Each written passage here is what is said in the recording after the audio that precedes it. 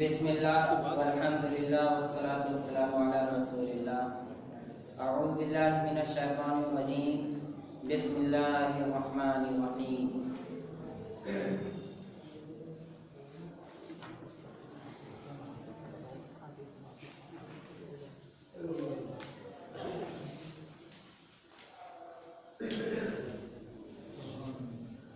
ولا يأتل أولو الفضل منكم والسعة أن يؤتوا أولي القربى والمساكين والمهاجرين في سبيل الله وليعفوا وليصفحوا ألا تحبون أن يغفر الله لكم والله غفور رحيم۔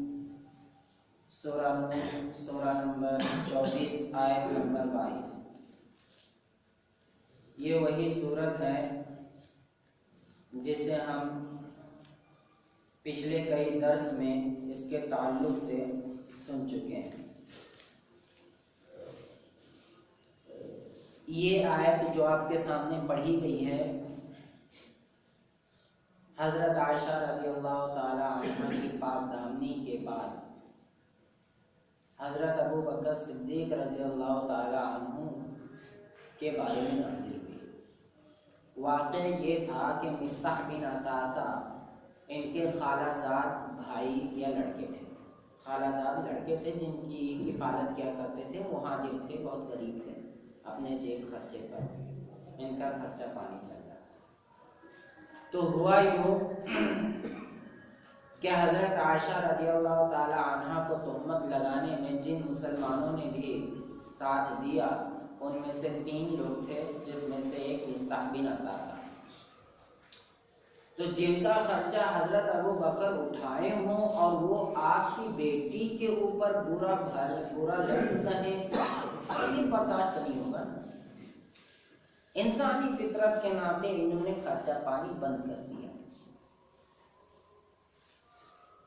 تو جب بند کر دیا اور یہ کہا کہ اب مصطح کو میں نے اس لیے خرچہ پانی دیا تھا کہ وہ غریب تھا، ناتواں تھا، کمزور تھا، لیکن اس نے بدلہ میرا یہ لیا کہ میری بیٹی کے اوپر اس نے تہمت لگائی۔ تو خیر اللہ رب العالمین نے اس بات سے منع کیا اور کہا کہ دیکھو بات یہ نہیں ہے، جو فضل والے ہوتے ہیں وہ ایسی چھوٹی حرکتیں نہیں کرتے ہیں اور اس سے باز آنا چاہیے۔ اور آیت اتاری وَلَا يَأْتَلِ أُولُو الْفَضْلِ مِنْكُمْ وَالسَّعَةِ أَنْ يُؤْتُوا، تم میں سے جو لوگ بھی صاحب فضل ہیں، جن کے پاس مال و دولت اور وسعت ہے، کشائش ہے، آسودگی ہے، انہیں کوئی چیز نہیں روکتی کہ وہ اپنے رشتہ داروں کو، مسکینوں کو اور مہاجرین فی سبیل اللہ کو دینے سے روکیں یا رک جائیں۔ وَلْيَعْفُوا وَلْيَصْفَحُوا، انہیں چاہیے کہ اگر ان سے کوئی چوک ہو گئی ہے تو وہ معاف کر دیں۔ أَلَا تُحِبُّونَ أَن يَغْفِرَ اللَّهُ لَكُمْ، کیا تم نہیں چاہتے کہ اللہ بھی تمہیں معاف کر دیں؟ وَاللَّهُ غَفُورٌ رَحِيمٌ، اللہ رب العالمین نہایت ہی مغفرت فرمانے والا اور رحم فرمانے والا ہے، نہایت مغفرت رحم فرمانے والا ہے۔ تو دیکھو یہ قاعدہ کلیہ کیا بنا، اگر تم کسی پر رحم کرو گے تو اللہ تم پر رحم کرے گا، اگر تم کسی پر آسانی کرو گے تو اللہ تمہارے اوپر آسانی کرے گا، اور اگر تم کسی کی مدد کرو گے تو اللہ تعالیٰ تمہارے اوپر مدد کرے گا، تمہاری مدد کرے گا۔ من کان للہ کان اللہ لہ، من کان فی حاجت اخیہ تو کان اللہ فی عونہ، کہ جو اللہ کے لیے ہو جاتا ہے اللہ اس کے لیے ہو جاتا ہے، جو اپنے کسی مومن بھائی کی مدد میں لگا رہتا ہے تو اللہ تعالیٰ بھی اس کی مدد میں لگا رہتا ہے۔ اللہ اکبر۔ تو یہ آیت سننے کے بعد حضرت ابو بکر صدیق رضی اللہ تعالی عنہ نے فوراً اپنا ارادہ بدل دیا اور کہا کہ نہیں، اے اللہ، فوراً کہا نحب ان یغفر اللہ لنا، اے اللہ ضرور ہم چاہتے ہیں کہ اللہ تو ہمیں معاف کر دے، ضرور چاہتے ہیں، تو چاہتے نہیں، فوراً انہوں نے معاف کر دیا۔ سوچئے، ایک تصور کیجئے کہ ایک آدمی جسے آپ اپنی جیب سے خرچہ دے رہے ہوں، پھر وہ آپ کی بیٹی کے اوپر برے الفاظ کہے تو آپ نے برداشت نہیں کیا، اس کا خرچہ پانی بند کر دیا، لیکن پھر کہا جا رہا ہے کہ نہیں، اخلاق سے یہی بات ہے، بلکہ اچھی بات یہ ہے کہ دوبارہ ان کا خرچہ جاری کیا جائے، غلطی ہو گئی، چوک ہو گئی، معاف کر دو۔ تم بھی تو چاہتے ہو کہ اللہ تمہارے گناہوں کو معاف کر دے، تو انہوں نے معاف کر دیا، کتنی بڑی بات ہے۔ اور آج تو غلطی معاف کرنے کا نام تو ہے ہی نہیں، اور خاص طور سے ہم مسلمان بھائیوں میں تو قسم کھا لی ہے کہ بس کسی کی غلطی کو بات کا بتنگڑ بنایا جائے، رائی کا پہاڑ بنایا جائے، اور رشتہ ناتا سارا ختم، معمولی سی بات پر، بہت معمولی بات پر۔ وہ تو سب جانتے ہیں، نہ جانے کون سی چیزوں پر مسلمانوں کے اندر آپس میں لڑائی ہو جاتی ہے۔ خیر، تو یہ حضرت ابو بکر صدیق رضی اللہ تعالی عنہ کا صحابہ، فضائل صحابہ کا یہ سلسلہ جو چل رہا ہے، تو یہ حضرت ابو بکر صدیق رضی اللہ تعالی عنہ کی دوسری اور آخری کڑی ہے۔ پچھلی کڑی میں ہم نے یہ بتایا تھا آپ کے نام مبارک اور آپ کے فضائل جو احادیث سے ثابت ہیں۔ اب آج ہم یہ بتائیں گے کہ آپ کے کارنامے اور آپ کے مناقب کیا ہیں، کیا چیزیں ہیں۔ اور اسی طریقے سے مزید سورہ لیل میں بھی اللہ رب العالمین نے چند آیات اتاری جو حضرت ابو بکر صدیق رضی اللہ تعالیٰ عنہ کے بارے میں ہے۔ سَيُجَنَّبُهَا الْأَتْقَى الَّذِي يُؤْتِي مَالَهُ يَتَزَكَّى وَمَا لِأَحَدٍ عِندَهُ مِن نِّعْمَةٍ تُجْزَىٰ إِلَّا ابْتِغَاءَ وَجْهِ رَبِّهِ الْأَعْلَىٰ۔ کہ عنقریب ہم متقیوں کو جہنم سے بچا لیں گے۔ تو اتقا سے مراد کون ہے یہاں پر؟ تمام مفسرین کا اتفاق ہے سوائے شیعوں کے۔ شیعوں کو تو ان کے نزدیک تو یہ ہے کہ سارا قرآن ان کے خلاف ہے، جو قرآن ان کے مطابق ہے وہ دنیا میں ہے ہی نہیں، اور جو 10 پارے 5 پارے کہتے ہیں نا غائب ہے، یہ بکواس کی بات ہے، وہ قرآن مانتی ہی نہیں ہے، سیدھی بات ہے۔ یہ ان کے ادھر ساری طور سے کبھی انشاءاللہ اس پر بحث کی جائے گی تفصیلی طور پہ، اور اس کے دلائل بھی دیے جائیں گے۔ تو سارے مفسرین کے نزدیک اتقا کا مراد یہاں پر، اتقا سے مطلب، اتقا کا مراد کون ہے؟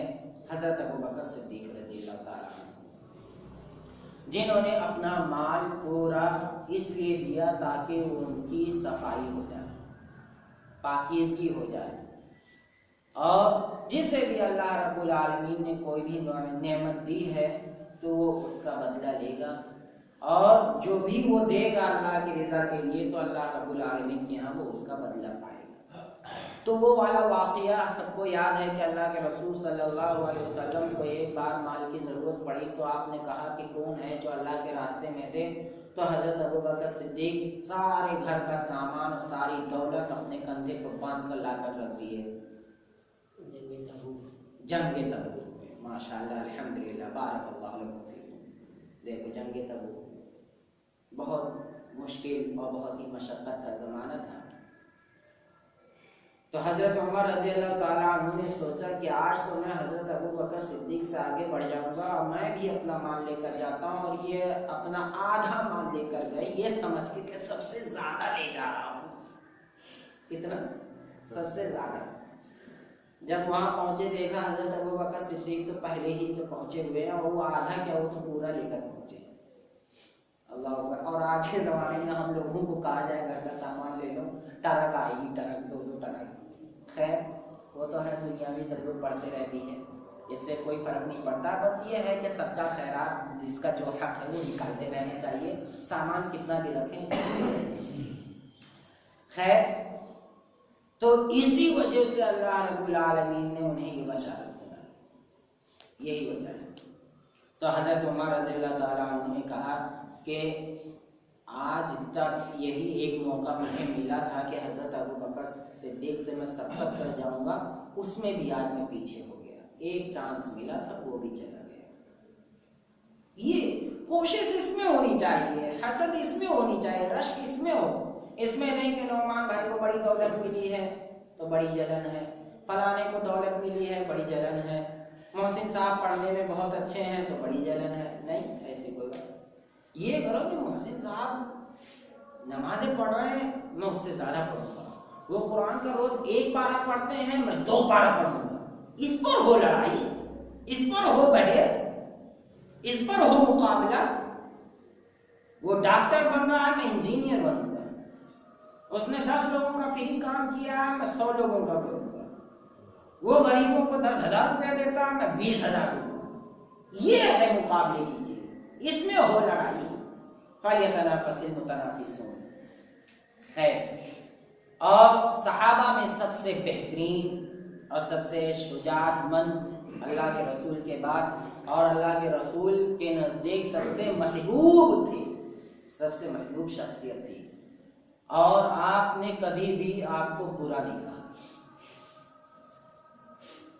اور اللہ کے رسول صلی اللہ علیہ وسلم نے ارشاد فرمایا، جیسا کہ ابو داؤد کی روایت ہے کہ حضرت ابو بکر صدیق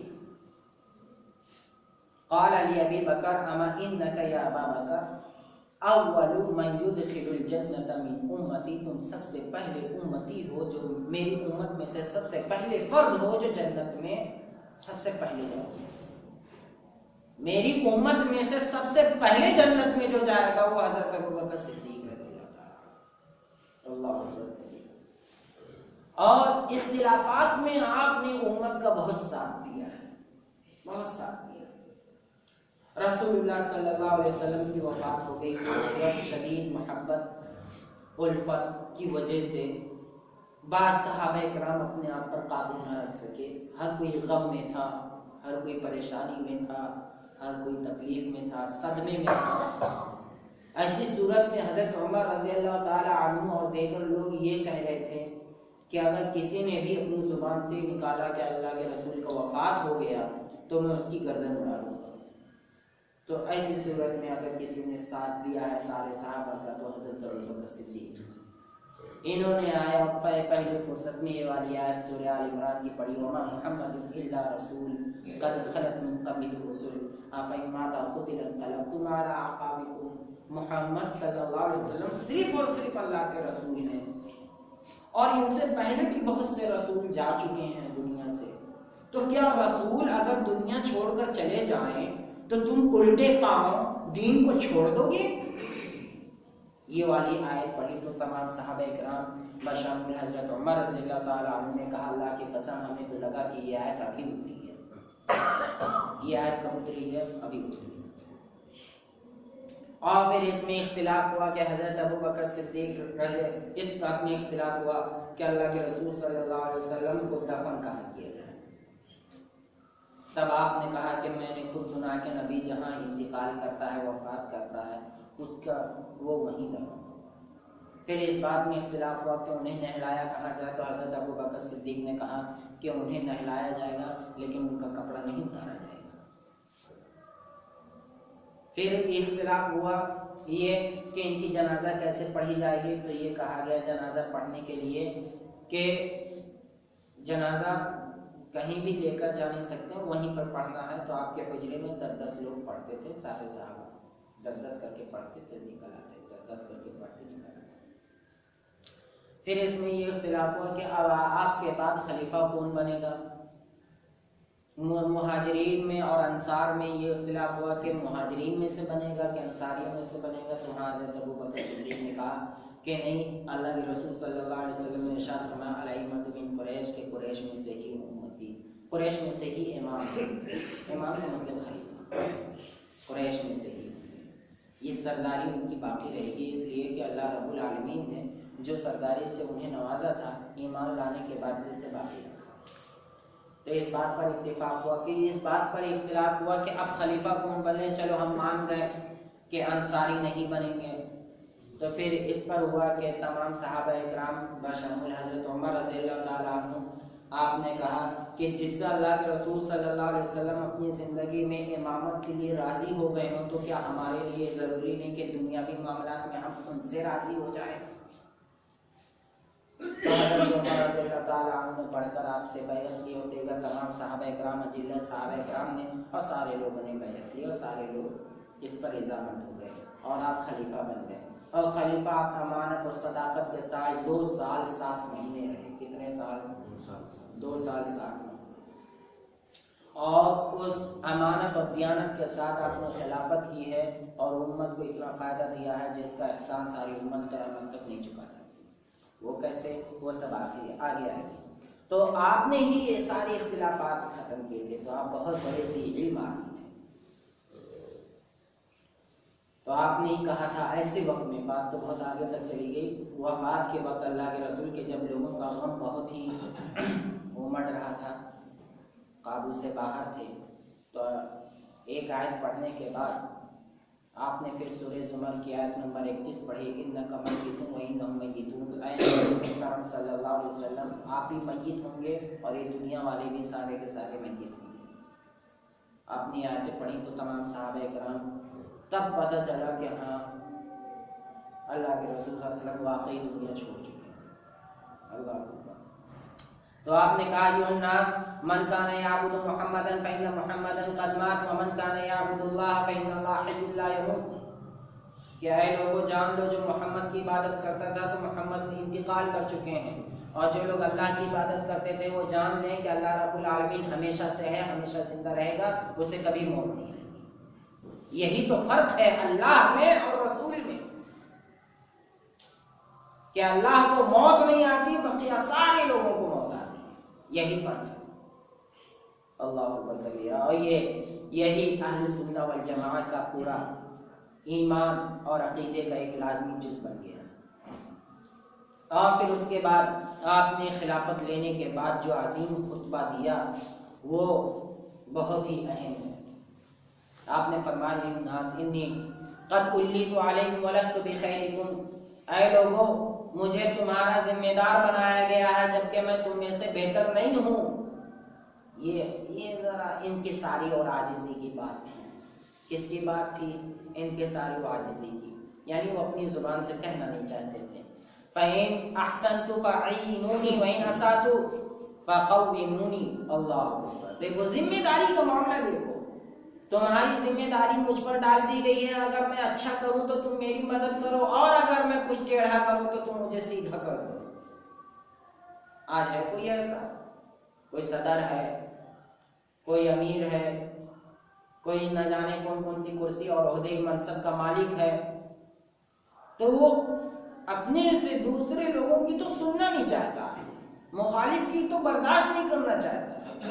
اور آپ نے تو پہلے سے راستہ کھول دیا کہ اگر میں سیدھا رہوں تو میری مدد کرو، اگر میں ٹیڑھا ہو جاؤں تو مجھے سیدھا کر دو۔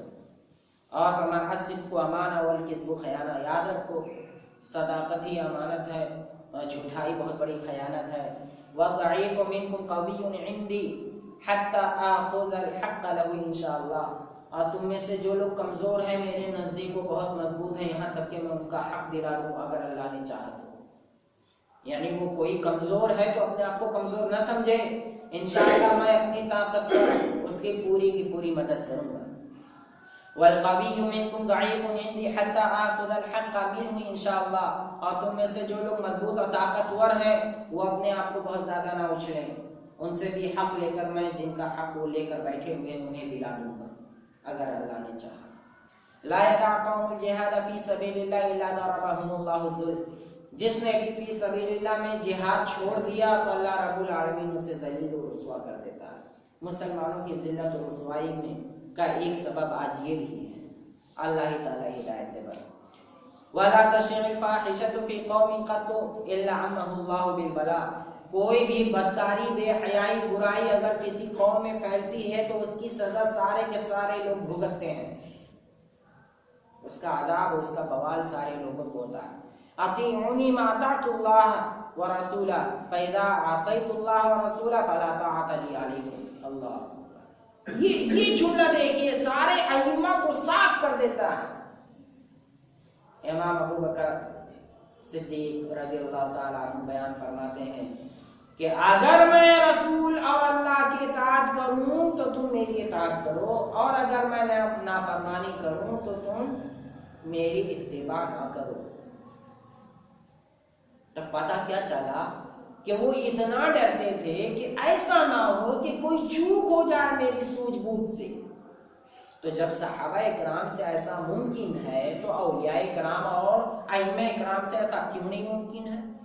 ممکن ہے ان سے بھی کوئی غلطی ہو، اسی لیے سارے ائمہ نے بھی یہی کہا ہے کہ اذا صح الحدیث فهو مذهبی، جیسے کہ امام ابو حنیفہ رحمۃ اللہ علیہ نے بیان فرمایا کہ جب حدیث صحیح ہو اور اس پر میرا فتویٰ ہو تب تو اچھی بات ہے، اور اگر صحیح حدیث کے خلاف ہو تو میرے فتوے کو چھوڑ دیں۔ اور اپنے دونوں شاگردان کو فرمایا یوسف، ابو یوسف محمد، یاد رکھو تم لوگوں کے اوپر میرے فتویٰ کے تحت فیصلہ دینا اس وقت تک حرام ہے جب تک کہ تم یہ نہ جان لو کہ میں نے فتویٰ کن دلائل کی وجہ سے دیا یعنی ایسا ہو سکتا ہے کہ وہ دلیل میری سمجھ میں نہ آئی ہو اور تمہاری سمجھ میں آ جائے، تو ایسا نہیں کہ میں نے کوئی فتویٰ دے دیا بس اس کو بڑھاتے ہی چلے جاؤ، نہیں، اس کی تحقیق کرو، اگر وہ دلائل کے مطابق ہے تو اچھی بات ہے، نہیں ہے تو کوئی بات۔ یہ تو اولیاء اللہ ایسے ہی ہوتے ہیں، جنہیں اللہ کا خوف ہوتا ہے وہ ایسے ہی ہوتے ہیں۔ پھر آپ نے جیش اسامہ کو روانہ کیا۔ جیش اسامہ شمالی افریقہ میں لڑنے کے لیے جا رہا تھا، شمالی شام اور اس سے آگے جزائر، تونس، لیبیا، اوپر کے جو پورا علاقہ ہے۔ تو راستے میں جب سنا اللہ کے رسول کی وفات ہو گئی واپس آ گیا، لیکن بعد میں اللہ کے رسول صلی اللہ علیہ وسلم کے بعد جنازہ، کفن، دفن، خلافت کے بعد سب سے پہلا کام آپ نے یہی کیا کہ جو لشکر جہاں جانا۔ دوسرے صاحب اکرام نے اعتراض کیا کہ حضرت علی موجود ہیں، خالد بن ولید موجود ہیں، ابو عبیدہ بن الجراح موجود ہیں، ان کی موجودگی میں اسامہ بن زید کو امیر لشکر کیوں بنایا گیا ہے؟ تو آپ نے کہا کہ جسے اللہ کے رسول نے امیر بنا دیا ہے اس کی طاقت نہیں مجھے کہ میں اسے نکال سکوں، اسے ہٹا سکوں۔ اللہ اکبر۔ اور آپ کی سب سے بڑی خدمت ردہ کے تعلق سے ہے۔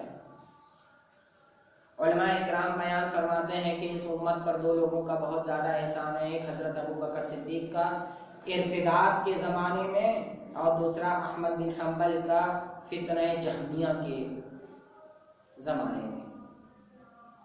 فتنہ جہمیہ کے زمانے میں امام احمد بن حنبل کا فیصلہ بہت ایسا ثابت ہوا کہ فتنہ جہمیہ دنیا سے مٹ گیا، اور ارتداد کا ایسا فیصلہ حضرت ابو بکر صدیق رضی اللہ تعالی عنہ نے کیا کہ آئندہ کے لیے، ہمیشہ کے لیے دروازہ بند ہو گیا۔ اور آپ نے فرمایا، بعض صحابہ کرام نے کہا کہ اگر کچھ لوگ دین سے پھر گئے ہیں، زکوٰۃ دینے سے انکار کر رہے ہیں، تو آپ ان سے جہاد کیسے کریں گے؟ تو آپ نے فرمایا واللہ لا اقاتلن من فرق بین الصلاۃ والزکاۃ فإن الزکاۃ حق المال واللہ لو منعونی عقالا كانوا يؤدونها الى رسول اللہ لقاتلتها على منعها۔ اللہ کی قسم میں ان تمام لوگوں سے جہاد کروں گا جو صلاۃ میں، نماز میں اور زکوٰۃ میں فرق کرتے ہیں، اور جو لوگ بھی زکوٰۃ کا مال دینے سے انکار کریں گے ان سے جہاد ہوگی۔ اللہ کی قسم اگر یہ اونٹ کے ساتھ ایک رسی بھی اللہ کے رسول کو دیتے تھے اور آج دینے سے انکار کر دیں تو اس بات پر بھی لڑائی۔ ان کے اس قوی فیصلے کی وجہ سے تمام صحابہ اکرام کو شرح صدر ہوا، اور پھر آپ نے ان تمام فتنے کو، فتنہ ارتداد کو ختم کر دیا، اور آپ نے اپنی حکومت کے زمانے میں، خلافت کے زمانے میں اسلام کے پرچم کو دونوں طرف بلند کر دیا۔ کسرا میں روسی فارسی ممالک کی طرف خالد بن ولید کو بھیجا کمانڈر بنا کر، اور رومی سلطنت اور رومی ریاستوں کی طرف ابو عبیدہ بن الجراح کو بھیجا، اور دونوں جہاں بھی گئے بڑھتے ہی چلے گئے اور اسلام فتح ہو گیا۔ زید بن ثابت سے قرآن بھی جمع کروایا، یمامہ میں جنگ کی، مسیلمہ کذاب اور دوسرے جو جھوٹے نبی تھے ان سارے لوگوں کا خاتمہ کیا، اور اسی جنگ میں کئی سو صحابہ کرام کا انتقال ہو گیا جو حافظ قرآن تھے، اور اس بات کی خبر حضرت عمر رضی اللہ تعالیٰ عنہ فرمائی، خبر دی حضرت ابو بکر کو کہ اگر ایسے ہی حفاظ صحابہ کرام کا قتل ہوتا رہا تو ایک دن آئے گا کہ ہمیں قرآن کو سمجھنے میں اور یاد کرنے میں بڑی پریشانی ہوگی، تو اس سے پہلے کہ قرآن ختم ہو جائے ہم اسے ایک دفتر میں، کاغذ میں لکھ کر جمع کر لیں، کیونکہ ابھی تک سب کو منتشر تھا اور سینوں میں تھا۔ حضرت ابو بکر صدیق رضی اللہ تعالیٰ عنہ نے بیان فرمایا کہ وہ کام میں کیسے کروں جو اللہ کے رسول صلی اللہ علیہ وسلم نے نہیں کیا، تو بارہا آپ نے اصرار کیا حضرت عمر نے، یہاں تک کہ اللہ رب العالمین نے شرح صدر عطا فرما دی اور پھر آپ نے شروع کیا، اور یہی بات دیگر صحابہ اکرام کو بھی بیان فرمائی۔ پھر زید بن ثابت کو مقرر کیا۔ زید بن ثابت یہ بہت ہی چھوٹے نوجوان صحابی تھے جن کی عمر اس وقت تقریباً 16 سال سے زائد تھی، کاتبین وحی میں سے تھے۔ یہی وہ زید بن ثابت ہیں کہ مدینہ میں جب اللہ کے رسول آئے تو آپ نے کہا کہ دیکھو یہودیوں کی سریانی زبان تم سیکھ لو۔ دانش غور سے سنو، انگلش کوچنگ کر رہے ہو نا، دیکھو محنت دیکھو۔ زید بن ثابت سے اللہ کے رسول نے کہا کہ سریانی زبان یہودیوں کی زبان تم سیکھ لو، کیونکہ مجھے اندیشہ ہے کہ ان کے لکھنے پڑھنے سے کہ کہیں ایسا نہ ہو کہ یہ کوئی راز و نیاز کی بات کر لیں اور ہم جان نہ پائیں۔ تو زید بن ثابت کہتے ہیں اللہ کے رسول نے ادھر کہا اور ادھر میں نے 15 راتوں کے اندر سریانی زبان حتی حدقتہ، اس میں مہارت تامہ حاصل کر لی۔ 15 راتوں میں، کتنی راتوں میں؟ دانش ایسی ہوتی ہے، یہ نہیں کہ کل ایگزام ہے، مہینے کا ہے، دیکھیں گے چلے گا۔ اللہ کے رسول نے فرمایا کہ زید بن ثابت تم سریانی زبان سیکھ لو، تو یہ فرماتے ہیں کہ اللہ کے رسول نے مجھے حکم دیا، میں نے 15 راتوں کے اندر سریانی زبان سیکھ لی، لکھنا پڑھنا، اور اللہ کے رسول کی کتابت اور منشی کا کام میں کرتا تھا۔ یعنی یہودیوں کا کچھ خط آتا تو پڑھ کے سناتا، کوئی جواب دینا ہوتا تو میں ہی دیتا۔ یہ ہے محنت۔ نوجوانوں، محنت کی بہت سخت ضرورت ہے ہر چیز کی۔ ہم سارے مسلمانوں کے اندر تو یہی ایک بوال پیدا ہے نا کہ ہندوستان میں ہم اقلیت میں ہیں، ہماری کوئی حیثیت نہیں، اور دوسری بات یہ کہ اگر ہم پڑھیں کیسے، پڑھ لیں گے تو ہمیں نوکری نہیں ملے گی۔ ابھی تم نوکری کی کیوں سوچ رہے بھائی؟ ایسا سوچے کہ نوکری ہم کس کو دیں، یہ سوچو نا، اس سے اوپر بھی سوچنے کی کوشش کرو۔ جب سوچنا ہے تو اچھی سوچو۔ یہی تو اللہ کے رسول نے بیان کیا کہ جب تمہیں دعا مانگنا ہے تو پھر جنت کیوں مانگو، جنت الفردوس مانگو۔ بھائی بڑی سوچ رکھو، محنت کرو۔ پوری دنیا کھالی ہے، پورا عرب ممالک کھالی ہے، جاؤ، کہاں جانا ہے تمہیں؟ ٹیلنٹ تو پیدا کرو۔ پہلے سعودیہ نے یہ نکالا تھا کہ اسے انجینئر وکیل ڈاکٹر چاہیے، تو اس نے کہا تھا کمپلسری ہو کہ وہ مسلم ہے، تو اسے ملا ہی نہیں۔ کیا ہوا؟ پوری دنیا سے اسے نہیں ملے بھائی، ساری دنیا میں یہی عالم ہے، کوئی نہیں پڑھ رہا۔ پھر یہ ہوا کہ اسے منیمائز کرنا پڑا کہ اگر مسلم ہو تو ترجیح دی جائے گی۔ سارے ہندو پہنچے ہوئے ہیں، سارے غیر مسلم پہنچے ہوئے ہیں۔ اب یہاں کون سا ہونا ہے؟ یہاں تو 100% جاب مل رہی ہے نا آپ کو، تب بھی تو پڑھائی نہیں ہے۔ ہندوستان میں تو بڑا رونا ہے کہ ہمیں نوکری نہیں مل رہی، دنیا میں تو ڈھونڈ رہے ہیں کہ مسلمان بھی ہو تو زیادہ رکھیں گے۔ اللہ اکبر کبیر، پڑھنے کی ضرورت ہے بس۔ تو یہ زید بن ثابت بیان فرماتے ہیں کہ حضرت ابو بکر صدیق، حضرت عمر رضی اللہ تعالیٰ عنہ کی اصرار کے بعد مجھے کہا گیا کہ تم قرآن کو جمع کرو۔ فرمایا واللہ لو کلفونی نقل جبل، اگر یہ لوگ مجھے پہاڑ کے ادھر سے ادھر کرنے کی ذمہ لگا دیتے تو میرے اوپر آسان ہوتا اس بات سے کہ میں قرآن کو جمع کروں ایک جگہ، کیونکہ جتنی آیت ہیں اتنے آدمی کے پاس ہے، جتنی آیتیں ہیں اتنے آدمی کے پاس ہی آیتیں ہیں، ایک آدمی کے پاس نہیں ہے۔ پھر ہر آدمی کے پاس ایسی بھی پھر بنی کہ ہر آدمی کے پاس 2 گواہ بھی ہونی چاہیے، ایک تو اسے یاد ہو، خود بھی یاد ہے، دیگر صحابہ اکرام کو بھی یاد ہے، تب بھی 2 گواہ۔ خزیمہ انصاری کے پاس صرف ایک سورہ توبہ کی آخری آیت صرف اکیلے ان کے پاس تھی، اور ان کے پاس وہ کوئی گواہ بھی نہیں تھا، لیکن اللہ کے رسول صلی اللہ علیہ وسلم نے خود کہہ دیا تھا کہ یہ 2 گواہ کے برابر ہے، اس وجہ سے یہ بات ان کی مان لی گئی۔ خیر زید بن ثابت نے اسے چمڑوں میں، تختوں میں، لکڑیوں میں، چھالوں پر سب جگہ لکھے، کپڑوں میں کہاں کہاں آیتیں لکھی ہوئی تھی، کسی کو زبانی یاد تھی، سب کو جمع کیا، سب کو ایک جگہ لکھا، ایک جگہ لکھنے کے بعد جمع کیا۔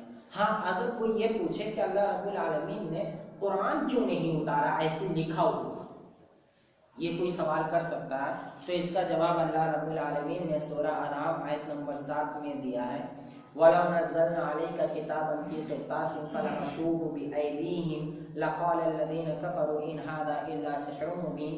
اگر اللہ رب العالمین قرآن کو آسمان سے اتار دیتا اور کفار لوگ اسے دیکھتے اور چھوتے، ایسے چھوتے، تو وہ یہی کہتے کہ یہ جادو ہے۔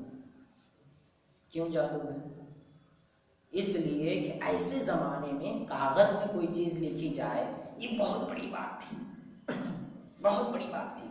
جیسے آپ یہ سوچیں کہ گھوڑے گدھے کھچر پر چلتے ہوں اور اس زمانے میں یہ آپ یہ کہیں کہ میں نے حج کا سفر کیا ہے اور 3 گھنٹے کے اندر سعودیہ پہنچ گیا، تو اس زمانے کے لوگ تو بیوقوفی سمجھیں گے، یہی تو سمجھیں گے۔ لیکن اب تو کوئی بات نہیں، اب تو اگر کوئی یہ کہے کہ یار 7 مہینے میں کوئی مکہ پہنچا ہے پیدل سائیکل سے، تو یہ خبر بنتی ہے۔ یہ خبر نہیں بنتی کہ آپ 3 گھنٹے پہنچے، یہ خبر بنتی کہ آپ کتنی دیر سے پہنچے ہیں۔ دیکھو زمانہ کیسے الٹ جاتا ہے، ایسے ہی ہوتا ہے۔ تو اب جس زمانے میں کاغذ کا اتنا زیادہ استعمال نہ ہو اور اسی زمانے میں اگر یہ چیز اتر جائے تو یقیناً بہت اہم بات ہے۔ کئی چند اور واقعات بیان کرنے ہیں، بس کتنا ٹائم باقی ہے؟ ابھی ہے؟ اچھا، سارے لوگ نہیں بول رہے ہیں۔ اچھا، خیر اللہ کے رسول صلی اللہ علیہ وسلم کے اخلاق کا آپ کے اوپر اتنا اثر تھا کہ آپ کا جب انتقال ہوا تو آپ نے پوچھا کہ آج کون سا دن ہے، تو کہا گیا آج پیر کا دن ہے۔ کہا اللہ کے رسول کا بھی انتقال اسی دن ہوا تھا، تو کہا ہاں اسی دن۔ کہا اچھا میرے پاس کیا کیا چیز ہے؟ کہا ایک اونٹنی ہے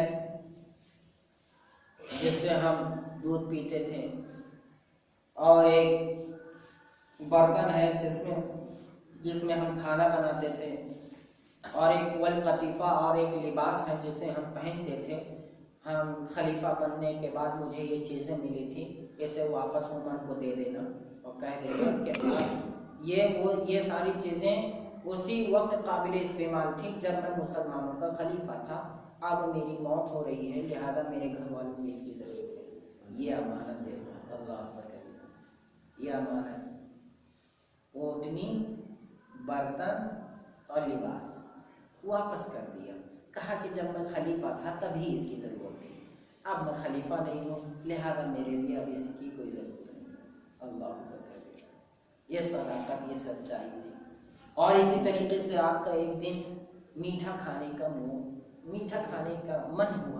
میٹھا کھانے کا، کہ کچھ حلوہ یا کوئی میٹھی چیز بن جائے، تو آپ کی اہلیہ جو تھی روز آٹے یا جو میں سے ایک مٹھا بچا کر رکھ لیتی، تو اتنا بچایا کہ ایک دن جب اتنا ہو گیا کہ اس سے خرید کے میٹھے بنانے کا سارا سامان آئٹم آ جائے تو اس دن میٹھا بن جائے۔ تو اس دن میٹھا جب میٹھا بن گیا تو آپ کو پیش کیا گیا، تو حضرت ابوبکر صدیق نے پوچھا کہ یہ کہاں سے آیا؟ تو بتایا کہ میں نے ایسے ایسے کیا ہے، روز کے حصے میں سے ایک ایک میٹھا بچایا ہے۔ کتنا؟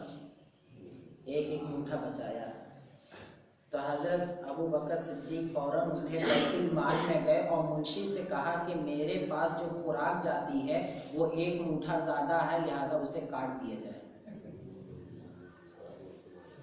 اللہ اکبر، یہ صداقت، یہ امانت ہے۔ کوئی پولیٹیشین جو ایسی صداقت سچائی دکھائے؟ اللہ اکبر، یہ۔ اور اسی طریقے سے آپ کا ایک غلام تھا زمانے جاہلیت میں، وہ کہانت کرتا تھا، تو اسلام لے آیا لیکن اس کی اجرت اسے اسلام لانے کے بعد ملی۔ کب ملی؟ اسلام لانے کے بعد۔ تو حضرت ابو بکر صدیق رضی اللہ تعالیٰ عنہ کو اس نے کھلایا، کوئی مٹھائی اٹھائی تھی اس نے کھلایا، انہوں نے کھا لیا۔ اس کے بعد پوچھا اچھا تم بتائے نہیں کہ کیوں کھلایا مٹھائی؟ تو کہا اصل میں بات یہ ہے کہ زمانے جاہلیت میں بڑا پھینکو باز تھا، بڑا لندراہی کرتا تھا، تو سب کو ایسی الٹی سیدھی باتیں بتا دیتا، تو اسی سے خرچہ پانی میرا چلتا تھا، کہانت سے جوتشی سے سب کو کچھ بھی بتا دیتا، تو اس کا پیسہ آج ملا ہے، اس کی اجرت، وہ مٹھائی آج ملی ہے۔ حضرت ابو بکر صدیق رضی اللہ تعالیٰ عنہ نے انگلی ڈالی حلق کے اندر اور ساری چیزیں قے کر دی، کہا اللہ کی قسم میرے پیٹ میں کوئی حرام چیز نہیں جا سکتا، کہانت حرام ہے لہذا اس کی اجرت ملنے والی چیز حرام ہے، اور وہ لقمہ میرے پیٹ میں گیا وہ بھی حرام ہے، تو آپ نے فوراً الٹی کر دی۔ یہ سننے کے بعد دیکھو کتنا خوف اور کتنا تقویٰ تھا۔ تو ایسے لوگوں کی دعائیں اور عبادت کیوں نہ قبول ہو، اور ایسے لوگوں کے درجات کیوں نہ بلند ہوں۔ ابن کثیر رحمۃ اللہ علیہ بیان فرماتے ہیں کہ اللہ کے رسول صلی اللہ علیہ وسلم نے جس طریقے سے اللہ رب العالمین نے آپ کا ساتھی زندگی میں جیسے بنایا تھا، مرنے کے بعد بھی آپ کو بنایا، اس لیے کہ آپ دونوں کی قبر ایک ہی حجرے میں ہے، دائیں طرف ابو بکر ہے، بائیں طرف حضرت عمر ہے، اور تینوں کا ایک ہی حجرے میں ہے، اسی حجرے میں۔